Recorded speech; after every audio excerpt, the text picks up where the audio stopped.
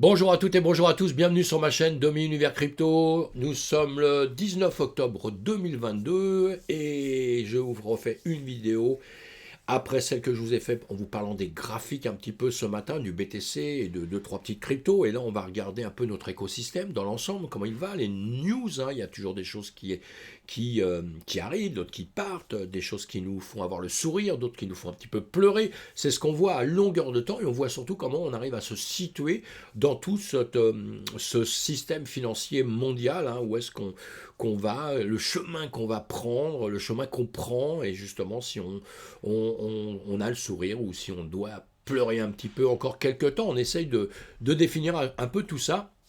Et, euh, mais d'une manière ou d'une autre, quand ça grimpe, quand ça baisse, puisqu'on est dans un système très volatile, où il se passe des choses d'une heure sur l'autre, il peut se passer beaucoup de choses, eh bien, on doit garder le moral dans tous les cas de figure et on doit toujours penser que de toute manière, même à un moment donné où on est en train de se casser un peu la gueule, où ça va pas très bien, psychologiquement tout va mal, donc on est un petit peu au fond du gouffre, on a l'impression, eh bien, il faut garder le moral.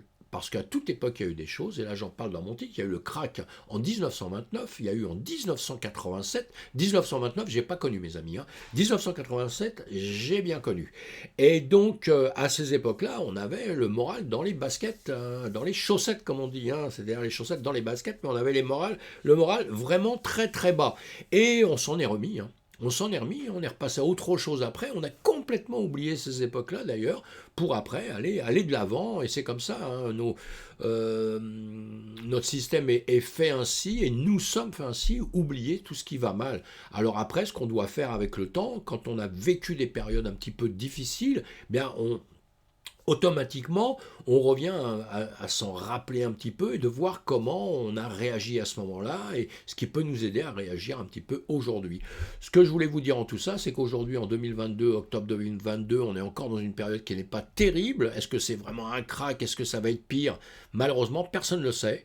Donc d'entrée, on doit faire attention, on doit se protéger, si on a un capital, on doit protéger son capital, on doit vraiment être prudent. C'est surtout ça la chose. Mais encore une fois, on ne doit jamais désespérer parce que après des catastrophes comme il y a eu dans le passé, eh bien après, on a retrouvé le sourire, on a retrouvé le soleil et tout a continué d'avancer. C'est ce qui va nous arriver encore cette fois-ci. Quand? On ne sait pas. C'est là où il faut garder les épaules solides, c'est là où il ne faut pas faire n'importe quoi. Mais après, la pluie, le beau temps. Je vous le dis à longueur de temps et je ne changerai pas d'avis là-dessus. Allez, on avance, on regarde un petit peu tout ça. On a un marché qui est plutôt rouge aujourd'hui, plutôt rouge. Dans l'ensemble, on voit bien, on a quelques cryptos qui sont un petit peu vertes. On regarde justement ce qui reste vert, ce qui reste vert longtemps. Dans une période de crash, c'est bon d'aller étudier ce qui est peut-être un peu plus positif parfois. Donc on doit bien regarder ça et pas l'étudier en une minute pour prendre une décision. On doit regarder ça en X temps pour pouvoir ne pas faire de grosses erreurs avec ça. Allez, je continue d'avancer. On a sur l'indice S&P 500, on a une carte graphique qui est pas mal en vert. Donc ça, c'est quand même bon signe. C'est quand même bon signe. Ça veut dire qu'il y a petite, j'allais dire une reprise, c'est pas vraiment une reprise, mais bon, ça bouge un petit peu plutôt à la hausse, c'est pas mal. Sur le crack d'octobre 1987, eh bien, vous trouverez sur Wikipédia évidemment et à d'autres endroits. Toutes les infos possibles inimaginables, même en 29, ce qui s'est passé en 29, ce qui est passé en 87, et bientôt on nous dira aussi ce qui s'était passé à notre époque aujourd'hui, et on verra qu'après, eh bien, les choses s'améliorent, c'est toujours comme ça. En tout cas, quand on passe une mauvaise période comme les cracks, évidemment, ce qu'il ne faut pas, c'est y laisser tout ce qu'on possède. C'est là le problème et c'est pour ça que quelquefois, il vaut mieux être spectateur dans des périodes comme ça que d'agir, de chercher à agir à tout prix pour soit se refaire, soit je ne sais pas quoi. Je ne vous donne pas de conseils d'investissement. Je vous dis juste ce que je pense et parfois, il vaut mieux rester un petit peu calme et tranquille. Allez, on continue d'avancer. On a un BTC de 19 215 et on a un TH à 1300. Donc la police sud-coréenne a saisi 1,3 million de dollars en crypto en 2022. Voilà, les critiques disent que ce n'est pas assez. Vous lisez des articles, on en a beaucoup qui paraissent évidemment. L'important, c'est que la police saisisse. Après, j'aimerais bien savoir ce qu'ils font de l'argent, moi, hein, en revanche. Quand ils ont saisi tout l'argent, etc., qu'est-ce qu'ils font de cet argent? Ça, c'est toujours la question que je me pose, hein, pour les grosses saisies qu'il y a comme ça, d'argent et tout. Mais en réalité, c'est qu'il y a des combats, hein, pour les piratages, etc., etc. Donc ça, c'est pas négatif, hein. Plus il y a de saisies, plus il y a de pirates qui feront attention et moins il y a d'argent qui seront pris à des gens qui n'ont strictement rien fait et qui n'ont que ça comme capital. Un membre du Congrès américain confirme qu'il n'y aura pas de réglementation stable sur les pièces de monnaie de sitôt. Bon, ça se discute aussi dans tous les sens, mais effectivement, ça va peut-être être beaucoup plus long que prévu pour les réglementations. On en parle beaucoup, hein, on voit bien, hein, chez nous en Amica, il y a d'autres choses aussi, et ça nous fait un petit peu trembler dans notre écosystème, un petit peu, mais ça va mettre du temps, effectivement. Il faudrait que pour les stablecoins, ce serait bien qu'effectivement, il y ait des réglementations qui puissent protéger un peu l'écosystème et nous aider aussi à avancer, hein. Les réglementations, c'est pas fait spécialement pour détruire notre système, hein. C'est fait aussi pour réglementer, pour qu'on sache où on met les pieds, qu'on protège des gens, puisque là on ne peut pas dire le contraire, hein, même si on est que pour la DeFi et qu'on n'aime pas les réglementations en se disant ouais on veut pas qu'ils contrôlent tout ce qu'on fait, etc. Mais il faut bien rester quand même faut bien rester neutre dans nos têtes sur le fait que on ne peut pas aller contre le fait qu'on protège des gens, parce qu'on a vu beaucoup d'argent se perdre quand même avec les stablecoins, hein. On a vu beaucoup d'argent se perdre, donc on ne peut malheureusement pas laisser ça comme ça. Il va falloir faire des choses, évidemment, hein, si on veut que le système perdure. Selon un responsable de Walmart, le métaverse et les crypto-monnaies jouent un rôle pour l'expérience des utilisateurs. Ça aussi, hein, bon, c'est bien, dans son dernière intervention au Yahoo Finance All Markets Summit, le directeur tech de Walmart, Surek Kumar, affirme que les crypto-monnaies vont révolutionner notre conception des paiements. Oui, j'en suis absolument sûr. Vous lisez tous ces articles-là, c'est hyper intéressant. Il y a pas mal d'articles comme ça en ce moment, hein.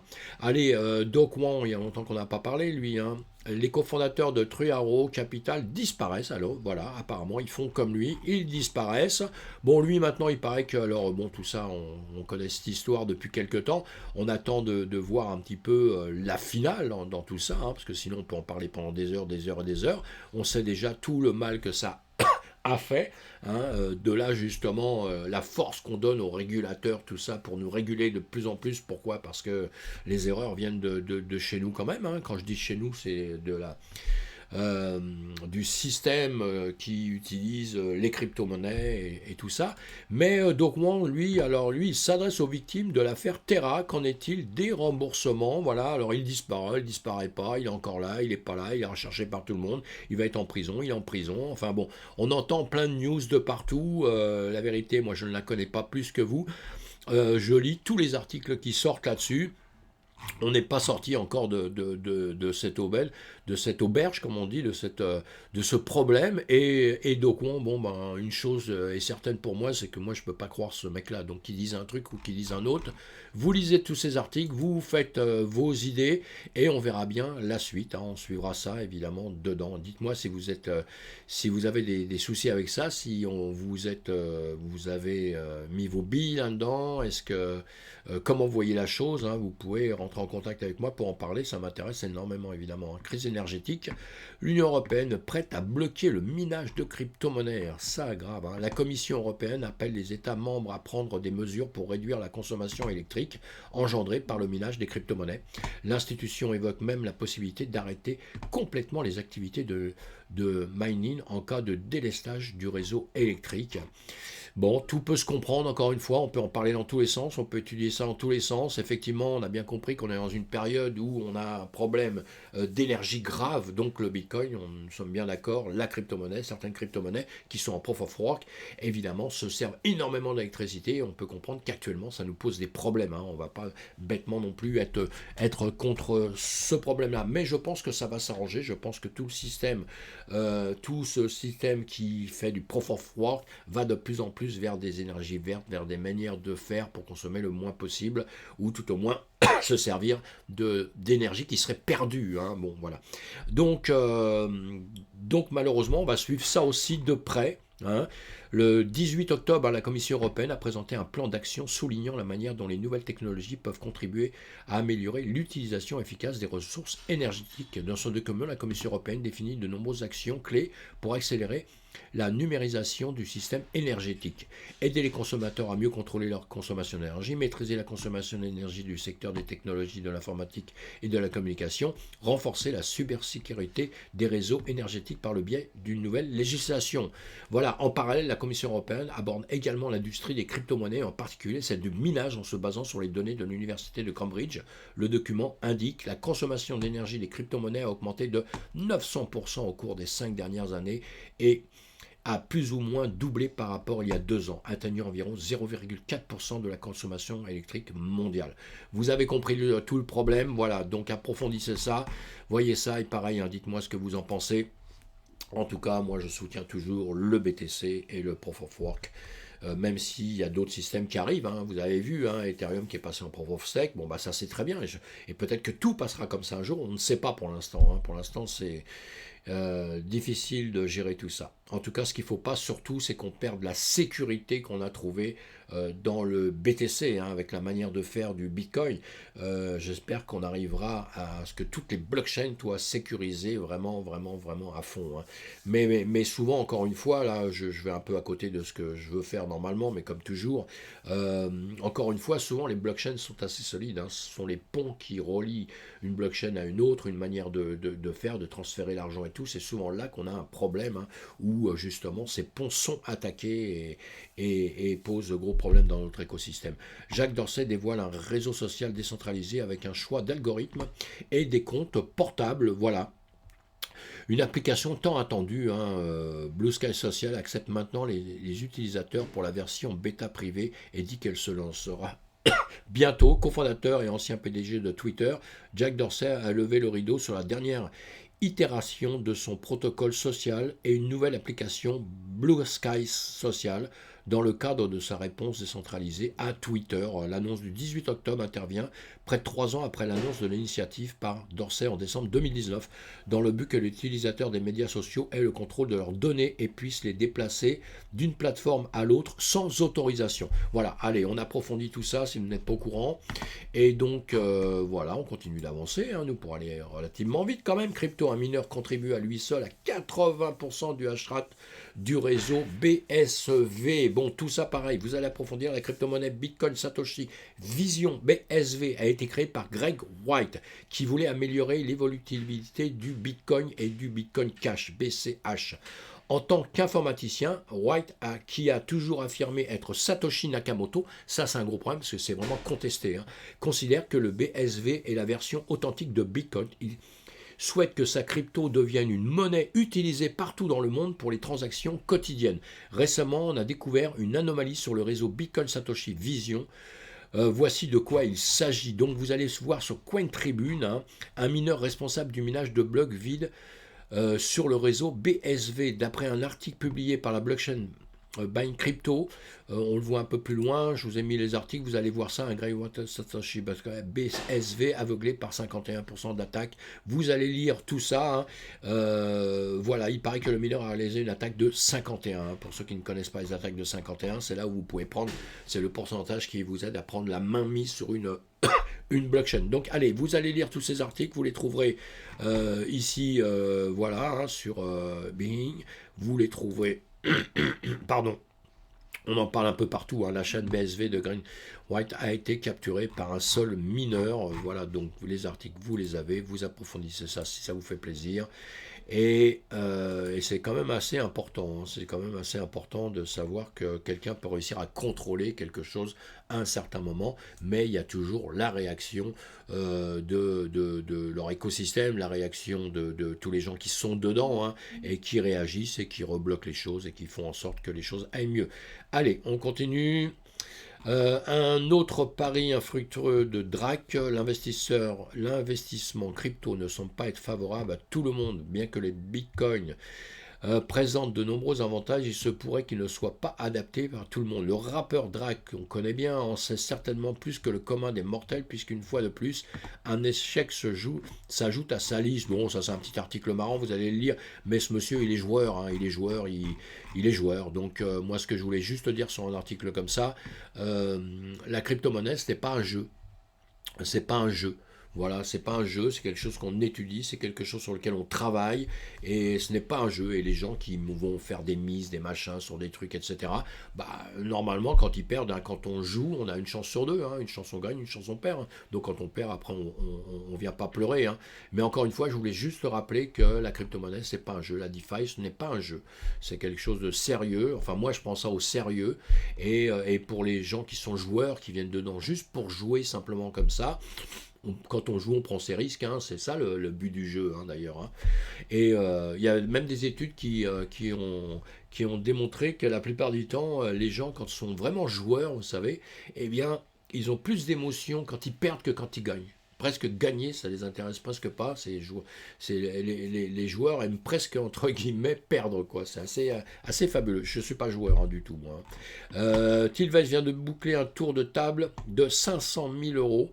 La start-up Tricolore, qui permet aux conseillers financiers d'offrir un accès à la crypto à leurs clients, lance officiellement son service. Voilà, des choses qui sont bien. Donc une société, encore une fois, qui est dans notre écosystème et qui grossit. Donc c'est bien, qui nous aide à avancer. Donc tout ça, c'est les petites news, hein, qu'on voit à droite à gauche, qui sont toujours très très bien. À cumuler psychologiquement, on a besoin de choses positives, hein, même s'il y a parfois on est plutôt dans un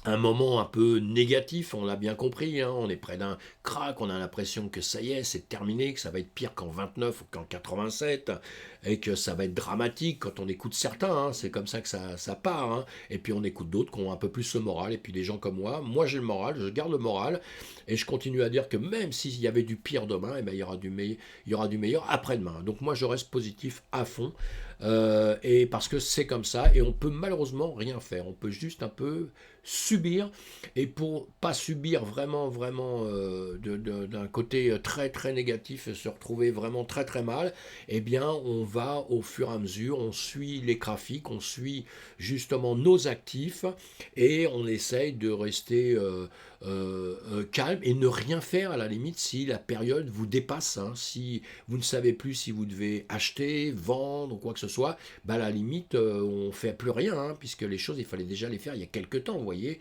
et maintenant on ne sait pas trop, donc faut pas faire, et il faut surtout pas aller vendre souvent à perte des actifs sur lesquels on a déjà perdu, parce que pas vendu, pas perdu, hein, on est bien d'accord, mais bon, maintenant, chaque cas, et je vous fais pas de conseil d'investissement surtout, je vous dis juste ce que je pense, après on peut en parler entre nous, mais chaque cas, pour chaque personne, est un cas individuel. Donc il faut faire très attention, parce que quand on parle de quelque chose, comme moi, on dit des généralités.